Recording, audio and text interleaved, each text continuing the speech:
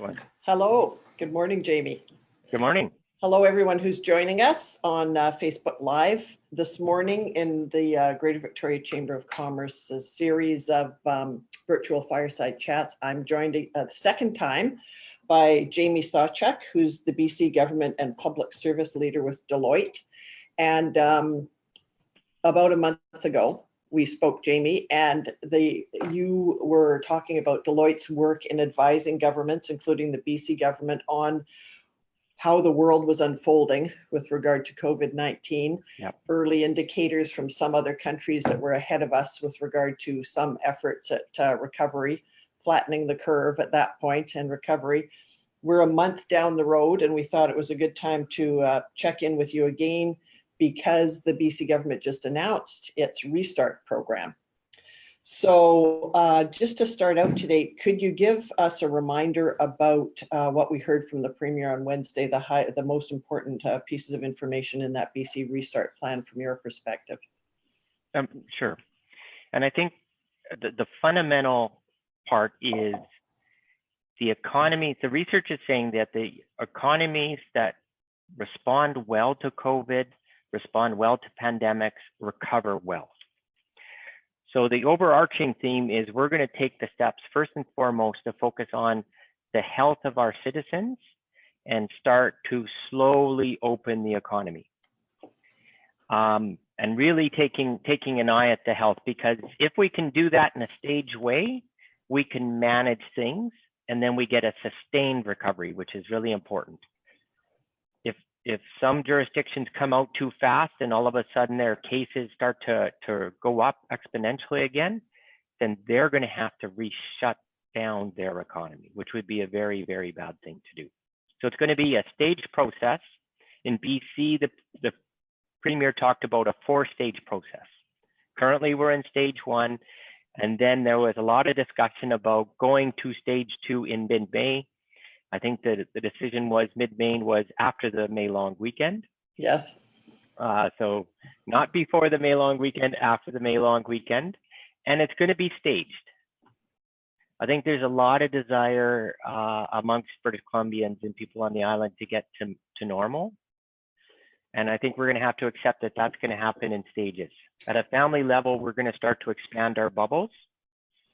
And so it might be us and our neighbors, but it might not be everybody on the block. And we might not be able to go back to all the things that we used to do, particularly large social gatherings, large sporting events. So those are farther into the future. And then in terms of businesses, it's going to be a staged reopening of businesses. If we can do it safely, let's look to do it safely. Okay, yeah, so that's the context we find ourselves in right now here in BC. Could you put it in, as you did last time, more of an international context? You mentioned just the basic theory that, or observation data on the fact that if you have managed the pandemic well and you have now started to manage the slow restart of your economy well, those are the countries that seem to be doing the best. Could you give us some examples of what you're seeing elsewhere in the world? Well, certainly a lot of people are pointing to Asia Pacific. It hit in Asia Pacific first, so those economies, those countries are coming out first. And so sometimes people point to like China and Singapore, Australia, and New Zealand as good comparators. And so there's some great lessons learned there. We're also seeing some economies in Europe now come out. So there's a lot of people pointing to economies in Europe, maybe a little bit more like Canada in some cases in terms of consumers and how we go about things. Germany being a good example of somebody that is a country that's being very deliberate around a staged recovery. And we're seeing consistently around the world, it is staged. It is slow, careful steps. Versus let's rush out and everybody reopen businesses. And there's kind of there's a couple dimensions at play. How do we support businesses to reopen? How do we support businesses to rehire people that maybe they had to lay off? and get people reattached to the workforce and reattached to their jobs? And then how do we get consumers out of their house and into those businesses?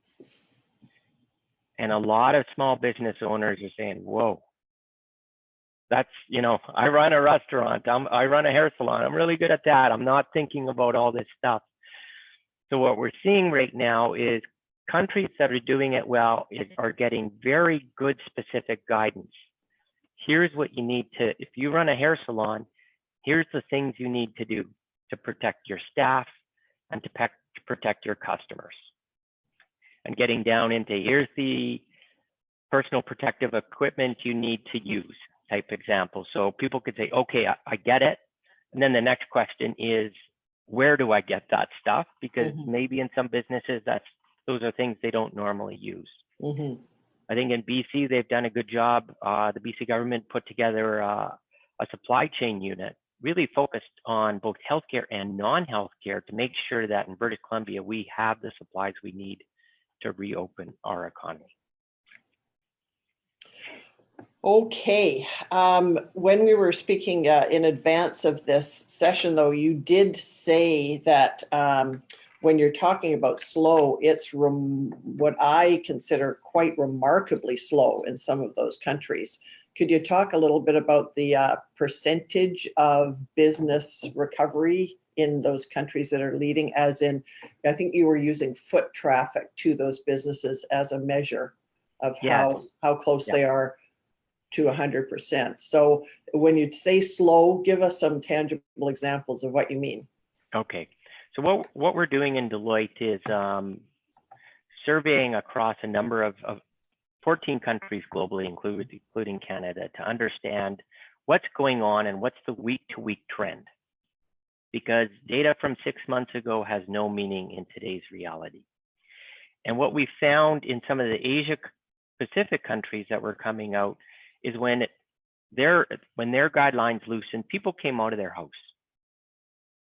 And people even went into malls, but they didn't necessarily go into all the malls, into the shops and buy. So when foot traffic patterns were like 20 to 30% of normal, Germany's a couple weeks ahead of us in their reopening, but in Berlin right now, it's 16 to 18% of normal. So people are getting out, but it doesn't mean they're necessarily getting right back to buying where they were. And I think it's really important that as business leaders in the Victoria community, we appreciate it may take a while for everybody to come back. Yeah, so you were saying that it's almost like we've reestablished consumer patterns, and those in these countries that are ahead of us and recovering seem to be enduring those changed consumer patterns. Do you want to share that screen that we were talking about, just so people can see the numbers that you're looking at? And this is a leading indicator, you said, the consumers' intentions for the next 4 weeks for what they plan to buy. And so can you see my screen? I can see it, yeah. So okay, I'm going to assume everyone can see it. Okay, so this is information. I'm using 2 screens here, so if I look away from the camera, apologies. This is information that is on the Deloitte Canada website. It's available for everybody to use, and it's surveying consumer intentions. And so there's a couple dimensions to it, and you can filter by different countries. So you can see what, in this instance, what is the Canadian consumer intention? And what you see is there's a lot of intention around making sure that I have the groceries and I have the household goods I need to bunker down. So psychologically, Canadians are still in that mindset. I need to have the stuff I need at home. And when we get into the discretionary spending, what we're seeing is they're not yet there in terms of the retail. So you look at where they intend to spend over the next 4 weeks, it's still way down from normal in terms of going out to restaurants. So just to clarify what we're all looking at a bit from my perspective, you're saying this is a 45 decline from what would be their expected volume of consumption pre-COVID. Correct. Yeah, okay, thanks. Yeah. And what we're trying to do is measure this trending consumer behaviors weekly, because the behaviors will change. In BC, the behaviors will change after May 19th, right? And we hope to see more consumer confidence getting out into more channels. Okay. So this gives by household goods, and then it gives insight into the different channels that people are using. So clearly what's happening is overwhelmingly for groceries, we're still going into the grocery store. But conversely, for books, we're very much ordering these online, similarly for electronics. And this is an interesting shift. People would not have been buying that much apparel online in the past. And so it really speaks to the importance for Victoria businesses to make sure they have good online channels and their customers can find them. So that's kind of an overview here. What we're also seeing is buyer personas. And again, when you're starting to think about your reopening, who is your consumer? Who is your target customer? And what are the attributes you're looking for? There's going to be some attributes that are coming out, and these are just 4 here. One is the stockpiler. I am going to continue to get my groceries and my cleaning supplies, and I'm going to stay in my house until this is super safe. And we need to know there's a lot of those type of people. There's going to be some people that are the bargain hunter. I don't have a lot of money, but if there's some deals out there, I might be interested. And this might be a way to get some consumers reestablished in terms of being customers. We think importantly, there's the socially conscious customer. And this is going to play out, and this is going to be really important in Victoria. I want to buy from the brands and the companies that have done the right things during this crisis. And if we could also make sure that there's a strong emphasis in our local consumers to buy local. I want to do the right thing, and the right thing is to support my businesses in my community. And really helping build that type of consumer, I think, is going to be really important. And is that an increase from previous levels of consumer behavior? Are there more socially conscious shoppers, more people realizing how important it is that they have to support their local businesses now? Yes. When we get into the detail of the trending, there's an uptick in the people that I will pay a little bit more right now to support my local business. They recognize that supporting that business is really important to keeping their neighbor employed. And so there's this socially conscious consumer that I think is much, much more there than there was 6 months ago. Okay, great. Victoria, we've always had those. That was always important for Victoria people, but it's an enhanced consumer right now. Excellent. That is good news. Do you want to talk more about this, or can we go on to some other related? For sure. And I can give you the link so everybody can kind of follow up and really go through this data and then see the changes in the trends. Right. So while we're on it here, planning to travel for leisure in the next 3 months, is that when it says 12% on hotels, that means 12% higher than today? Only 12% of the people surveyed are planning to travel and stay in hotels for the next 3 months, and only 4% are planning to take a cruise. So I hear you. These numbers never add up to 100%, but it is materially down from what it was, which speaks to how we thoughtfully really focus in on our local and domestic consumers. Yeah, so 2 critical pieces of information there. The attitude of local consumers, some good news there, as you say, with the increase in local focus and socially conscious consumers. Really continuing bad news, I'm going to say, with regard to tourism, just plain bad news.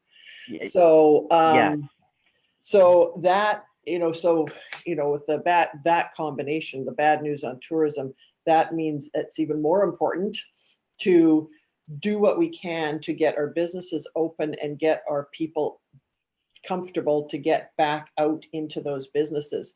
Yep. So consumer confidence is the term that we use for what we're trying to do here. Make people confident that they can come out of their house again, go back to more of their normal consumption patterns, enter their local businesses, physically attend in those local businesses with confidence. So what should we be doing to build that confidence? I think there's a couple of things that we should be doing. One, those that respond well recover well. Those businesses that take the steps to make sure their employees and customers are safe and that are able to demonstrate it in the market on a sustained basis, we should anticipate are going to do better than those that don't. So then when it comes to our own businesses, let's make sure that we've thought through those steps. What do I need to do from an office layout or a store layout perspective? How does the front office and the back office take care? And how can I help my customers understand that I've taken these steps? Mm-hmm. New Zealand's right now, I think, a real innovator. Like when you look at New Zealand's response to the COVID crisis, they've done very, very well. They're a population very similar to British Columbia. They are an island very similar to Vancouver Island. So there's a lot of important comparators there.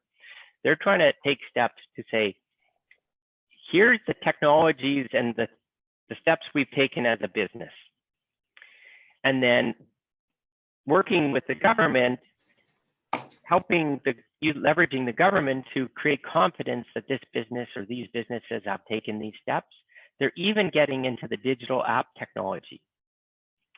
So in New Zealand, they want to create an app. When you go to a store, you can kind of check and say, oh, wow, this store's green. They've taken all the steps.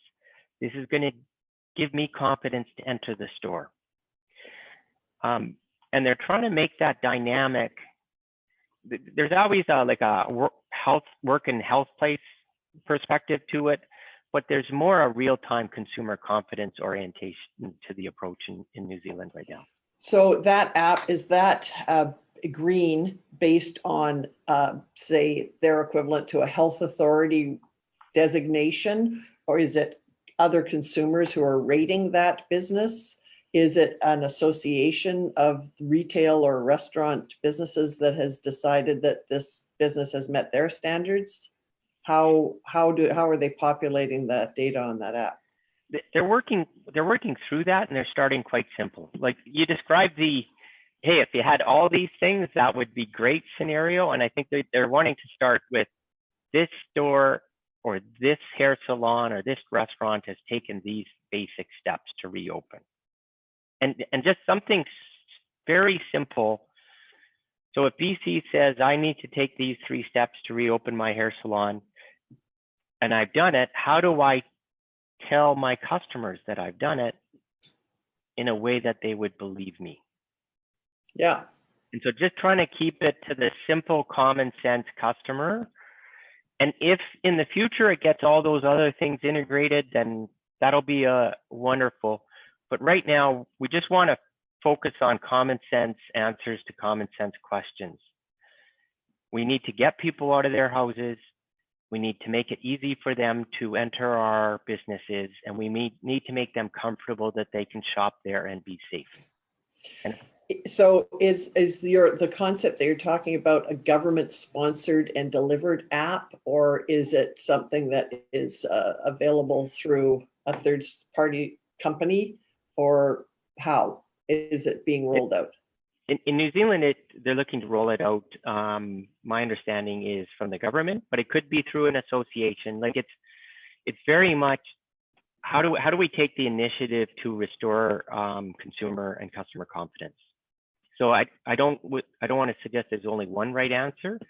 I think on Vancouver Island we need to figure out our right answer. Yeah, right. We could have an island-specific app, for example. Yeah, all island businesses. Yeah. That would be great. I think there'd be everybody on the island that would want to know those businesses and want to figure out how to shop at those businesses. And it might be a new business to them. which would Yes. be a great customer for that business. Yeah, and we have been talking on the island. It's not going to be getting us back to 100%, but if we have a particularly good, low frequency of COVID-19 and the ability to at least take advantage of that on the island among communities and businesses, that's a step in the right direction too. So then we are hoping that people from the North Island come to Victoria and experience new businesses and vice versa. So maybe we can get an island app going. Yeah. Okay, wow, we're almost out of time already. So Deloitte has a dashboard that you talked about last time of real-time indicators. We saw a little bit of that with your spending, but it is a comprehensive leading indicator, as in what is Deloitte seeing right now worldwide and a whole bunch of Canada-wide and a whole bunch of different important indicators. So you have said that's a publicly available thing for business owners and business leaders to keep track of. I find it quite fascinating, but it's looking pretty bleak still around the world. Does Deloitte have any predictions about when we might see some good news appearing on the dashboard? Well, I think what we're trying to, when things loosen up, there will be a staged good news, but there's not going to be this panacea. We don't anticipate, none of our forecasts are anticipating the panacea scenario where May 19th in British Columbia, everything is fine. We actually think it's going to be really important that we take those staged steps. What we want to start to see is increased foot traffic, increased vehicle traffic to show that people are getting out of their homes.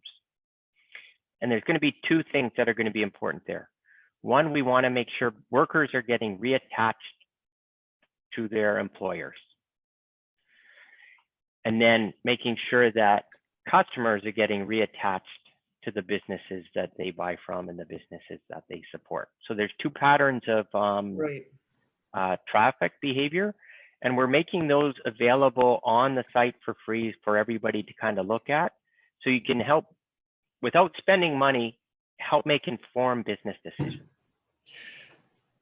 So we saw some pretty gruesome job numbers today, as I said at the beginning, and another outcome of getting people out of their homes and consuming at more of a normal rate or in a normal pattern is that demand leads to employers needing their employees to come back and those jobs continuing, all absolutely essential to our future economic health. Do you have any comments on what you think the federal government should be doing at this point to help that occur? I do, and I also want to comment on the job numbers. Yeah, please. The job numbers are gruesome, but this is the first time in the history that we've actually given people money that don't have the job. So there's cash in the marketplace and in the economy that normally when people step out of the workforce, that cash goes away. Our federal government and provincial government have stepped in to put cash into those people. So that number, while very bad, is not as bad economically as it usually is. But because what you're saying is right now, a bunch of those people are not necessarily unable to find work. They're choosing not to work because they have this money. No, I'm not saying that. Okay. We've, as a society and government, they've been told to stay home. Right. And normally when you stay home and don't get work, you don't get paid. But this time, the government has said, you stay home and I'll pay you. That's the short-term, very tactical approach. So actually those people are getting some money into their pockets, which usually isn't the case in the job numbers. When it comes back to what should we do going forward, I think it's very important that businesses, as they look to reopen, look to the wage subsidy if they haven't already done so. It's incredibly important that those people that are getting the I'm not working subsidy become reattached to the businesses that they used to work with or new businesses, and that those businesses perhaps tap into the wage subsidy to help get off the ground and get going again. If we can get people into their jobs those jobs open, consumer confidence in those businesses that are doing the right things, those are the ingredients to a resilient and sustainable recovery. So your recommendation would be don't extend the $2,000 CERB, but extend the wage subsidy if required for employers to get more workers back to work over the next few months beyond June when it's supposed to end. I don't want to speak for the federal government, but what I would say is this is the type of decision that the federal government's going to have to decide soon. Both of these things were launched, I think, in Canada really well, really fast to make sure that we were taking care of businesses and employers as tactically as we could. But now as we start to restart the economy, you have to figure out how do you stage out of those things. If we're paying people to stay home, and there is no incentive to get a job, we need to consider some of those things and make sure that over time people want to work and want to get reattached to the workforce. But it's a staged approach. There's not going to be a quick answer. Okay, thank you very much for those insights. Any last words of advice or observation or anything else you would like to leave us with, Jamie? Yeah, I think there's a couple of things. A lot of our business clients right now are trying to figure out how did they recover to a new normal. They're seeing more use of digital channel. And so they're starting to figure out how can I incorporate a digital channel to get to my customers. I would absolutely say make sure that you're taking advantage of all these programs, the wage subsidy being one, the available grants and cash being others that are available right now. Like if your business qualifies, then look to take advantage of that. That will help, even if it's just helping to restock inventory to support a reopening or to rehire good employees to support a reopening. That is a worthwhile investment. Stay focused on your cash position and rethink how you can get this new consumer into your business. Because consumer behaviors have changed and we anticipate some of those changes will continue in the future. And then the final guidance, reach out. There's lots of help out there. I will give you the information on the Deloitte website. There's other websites, but there's some really great research information out there so businesses can make an informed choice on how do they reopen. Thank you very much, Jamie. Really appreciate your time and your insights and advice as always. Excellent. And for everyone who's listening, our next Fireside Chat is May 13th with Paul Nursey, who's the CEO of the Destination Greater Victoria. And he will be talking about the forecast for tourism businesses in our region. Might not be a happy conversation, but I think it's a very important conversation to see where we're going with tourism. So thanks again, Jamie. Thank you. Take care, everybody.